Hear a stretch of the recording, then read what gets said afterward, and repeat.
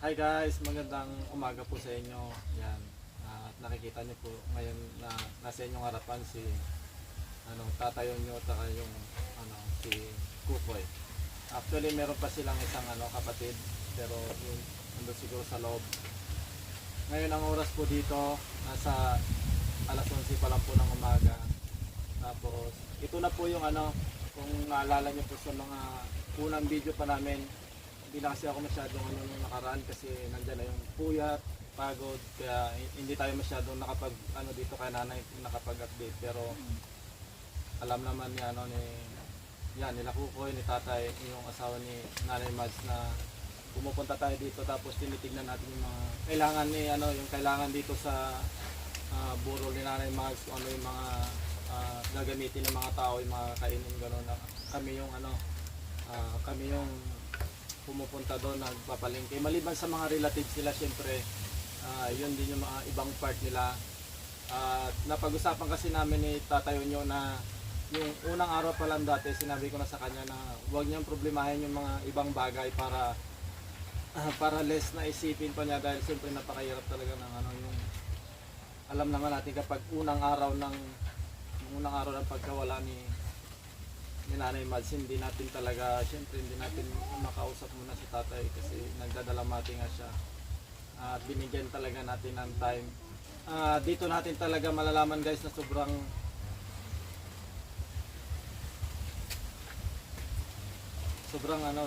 maraming nagmamahal talaga kay Nanay Mads kasi yung unang araw pa lang po ng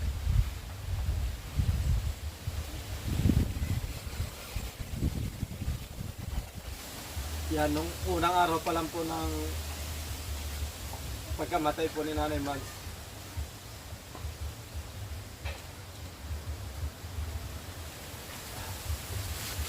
ang dami na pong nagpaabot po.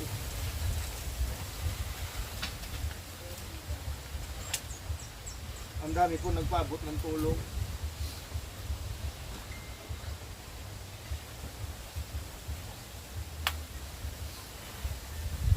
Hawak-hawak ko na po dito ngayon yung ibibigay natin sa pamilya ni Nanay Mads na maiiwan. At alam ko na hindi man na ito hindi ko alam kung nakikita ito ni Nanay Mads or hindi man niya na ito mahawakan or pero napakalaking tulong po ito para sa mga iniwan po niya. Siyempre hindi naman po ganun kadali pagkatapos po ng ngayon po kasi Miyerkules, July 1, tapos July 2, yun na po yung huling makikita po namin si Nanay Mads na dadalhin na po kasi siya, doon na po siya, yun na po yung living talaga yung July 2. Siyempre hindi naman po agad makakapagtrabaho yung si Tatayo nyo dahil siyempre alam ko, nakikita ko po siya sobrang nagdadalamati po talaga siya, kaya masakit man pong isipin na siyempre lahat naman po ng bagay meron talagang katapusan. Mamaya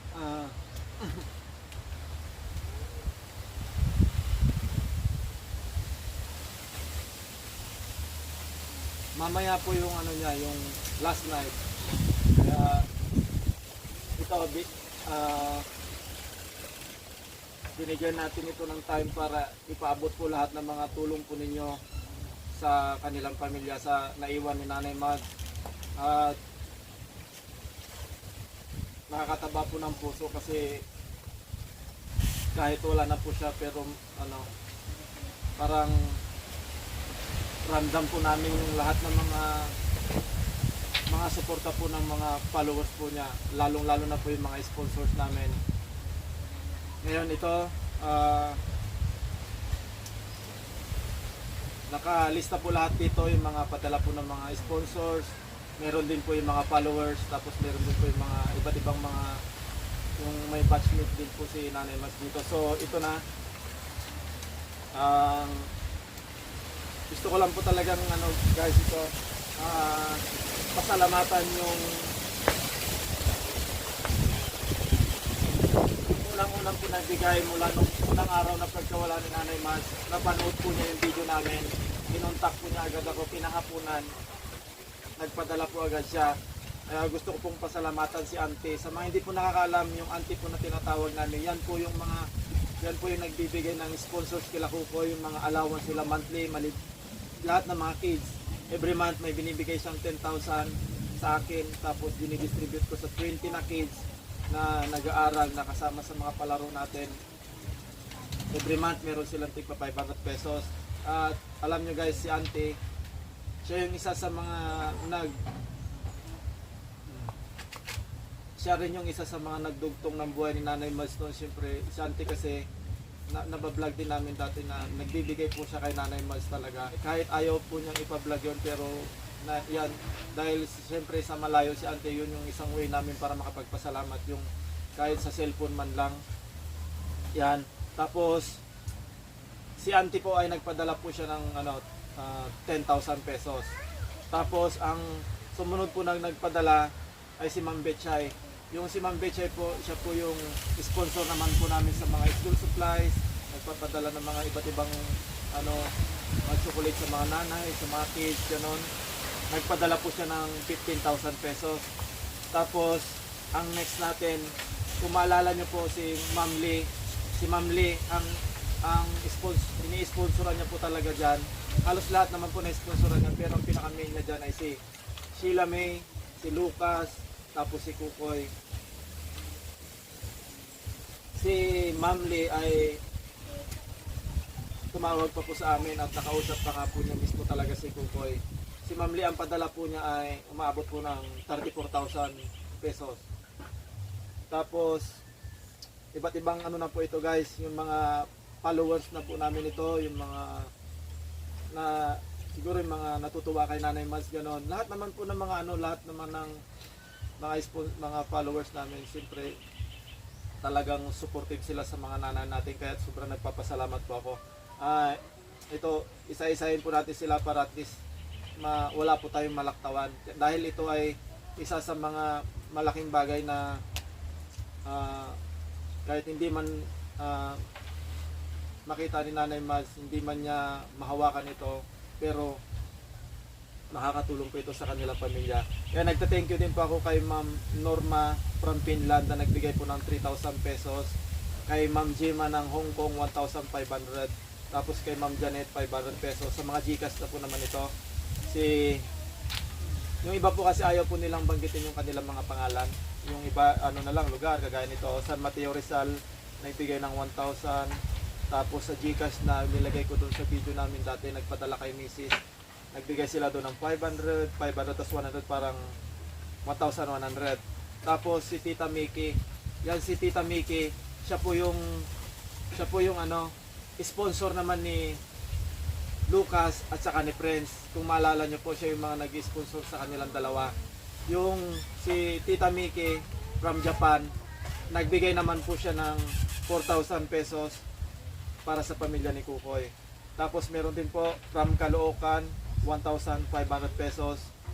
Tapos si Ma'am Angel from US. Si Ma'am Angel naman po yun yung nag-sponsor sa mga palaro po namin. At kung maalala nyo, nag-sponsor din po yata ito kay Bibi. Ito din yung kanyang ninang si Ma'am Jocelyn Dulyaga. Nagbigay po siya ng 500 pesos. Si Ma'am Nance, 1,500.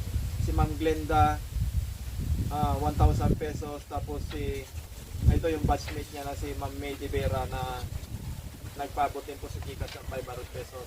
Yun guys, bago ko po banggitin yung pinaka-total na amount, ako po mismo, taos puso po ako nagpapasalamat. Kasama na rin po yung mga ka-team ko sa bumubuo po ng team na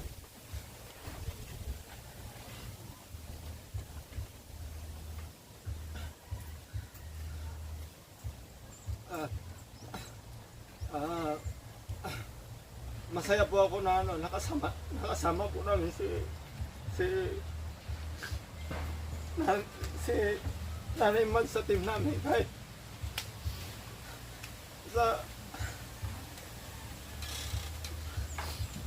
kahit hirap na hirap, kahit nahirap na hirap siya, ginagawa niya yung part niya para mapasaya lang po kayo. Yung po yung hindi ko makakalimutan sa kanya kahit na sobrang nahirapan siya. Tinatanong ko yan kung gusto niya sumama. Gulang siya ng go para lang mailibang niya yung sarili niya at yun, para lang din talaga may pambili sila ng mga bigas, gano'n. At kung maalala niyo po yung nabanggit ko sa mga savings, si Nanay Mads, may savings po yun sa akin. Itatransfer ko na po kay Kukoy.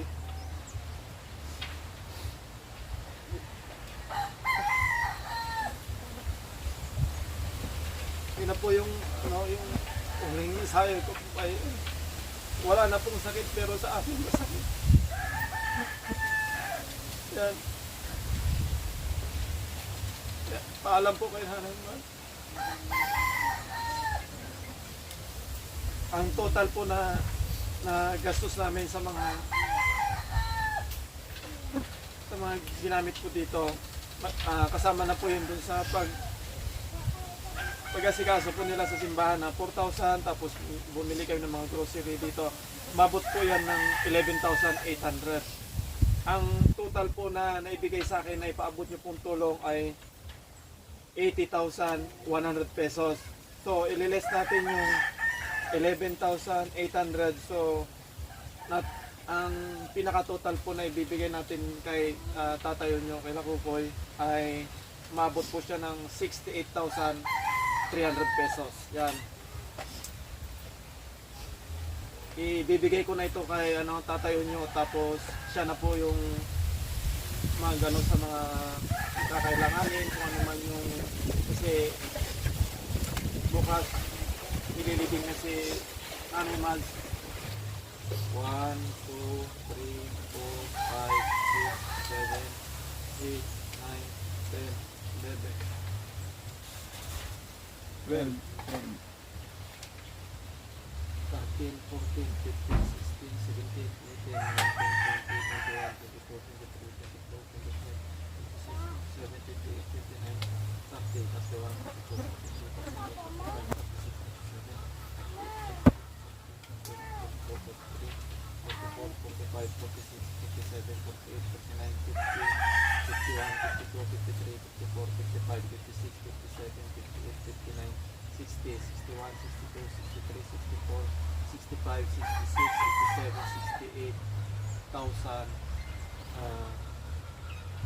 300. Yan, 68,300 ang pinaka-total po na naitulong po ninyo. Tatanungin ko na rin si Kukoy, nandito na rin sila para siguro may sasabihin din sila sa mga nagmamahal sa kanyang mama.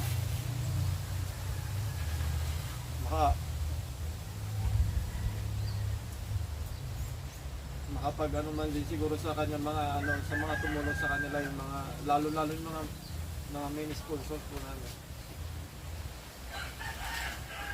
Maraming salamat po sa binigyan niyang tulong sa amin.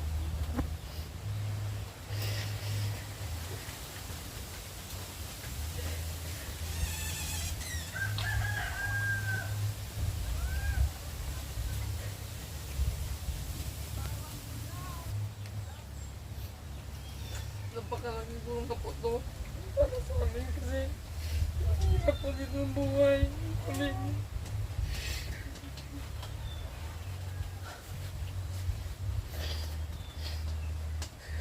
Maraming salamat po.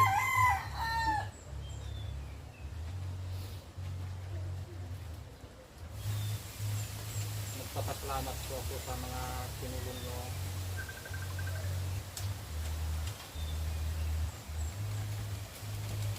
Maraming salamat na lang po. Yun na lang po masabi ko. Wala na po masabi ko na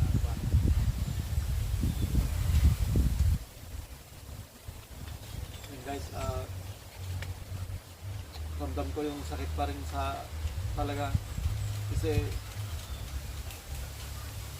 imagine natin yung unang araw nagdadalamati tayo ng sobra, pero ang bilis po ng araw, last night na niya po mamaya, tapos wala na. bukas, yeah, na po siya sa ano niya, sa huling hantungan niya.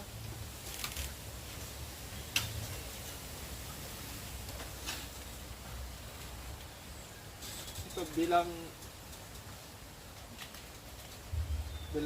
ako siyempre yung taga ano nila, lalo si Kukoy. Sabi ko lang po, nandito lang ako lagi para bumabay sa inyo. Sinabihan ko na rin yung kapatid niya kapag punta lang siya sa bahay. Kaya maraming salamat po sa lahat ng mga sponsors. Dahil kayo ang nagbibigay ng isa sa mga lakas namin para magpatuloy. Para laging may baon yung mga bata sa pamamagitan lang ng simpleng laro namin. Kayo ang bumubuo, yung mga followers namin na nagmamahal po sa amin. Sana hindi kayo magsawa na sumuporta po sa amin. At hanggat nandito ako, hanggat kaya ko sa abot ng aking makakaya. Para makapagtapos sila kahit sa simpleng pag-aabot lang ng mga baon nila. Lalong-lalo na ngayon kay Kukoy kasi wala nang pag-uwi niya, hindi niya na makikita yung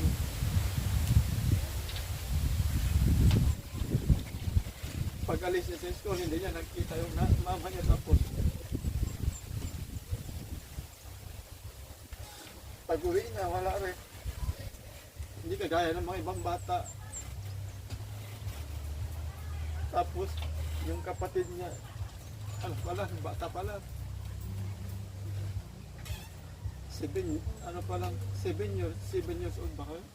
7 years old pa lang, wala pa po siyang hindi pa po niya alam yung nangyayari.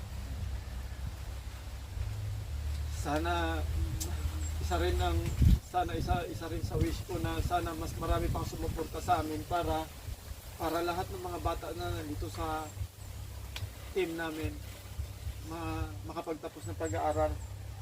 At yung kapatid niya, pagdating ng araw, pag pwede na silang kasama sa laro, isasama na natin para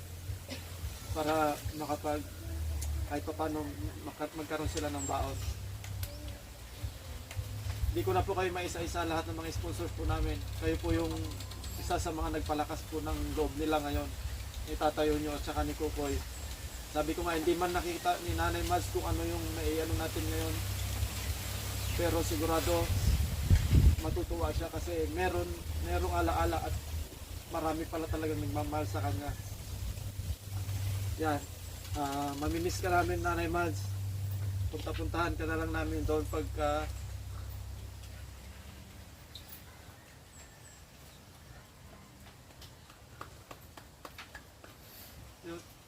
hanggang dito na lang po yung video namin. Paalam po.